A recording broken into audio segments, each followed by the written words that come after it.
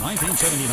What a year. On air, Since then, a lot of online, things have and on changed, your but one thing's smart remained speaker. true. The great Royal Opportune Crop Copenhagen, store for a more than logbook just ice service by cream. a highly Open every qualified day for mechanic. food and coffee. Opportune, over 270 locally owned centres servicing Australia since 1979.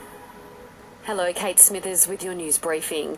The Albanese government's landmark industrial relations bill will become law after it struck a deal with David Pocock.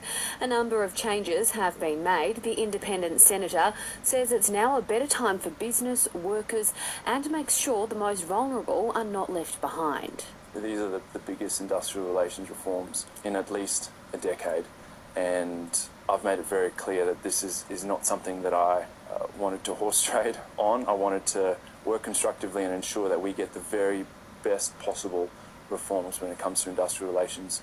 The legislation is now set to pass the Senate by the end of the year. Daniel Andrews is on track to become Victoria's second longest-serving Premier. The Labor leader locked in an historic third term last night, delivering a majority government. I'm not about legacies. I'm about working hard and getting things done. And I reckon Victorians have figured that out. And that's why, perhaps one of the reasons why, they have re-elected us. Another cruise ship is cutting its trip short due to a COVID outbreak. The Bali-bound Queen Elizabeth will now head straight to Perth.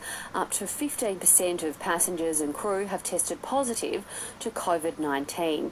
And overseas, Greta Thunberg has joined hundreds in a lawsuit against the Swedish government, alleging inaction from the country on the issue of climate change. What would you do with $1? Did you know that for every $1 donated to Food Bank, 2 meals are created? Head to foodbank.org.au. Melbourne has claimed its first ever AFLW premiership, defeating Brisbane by 4 points this afternoon, giving Demons captain and women's football pioneer Daisy Pearce her long-awaited flag.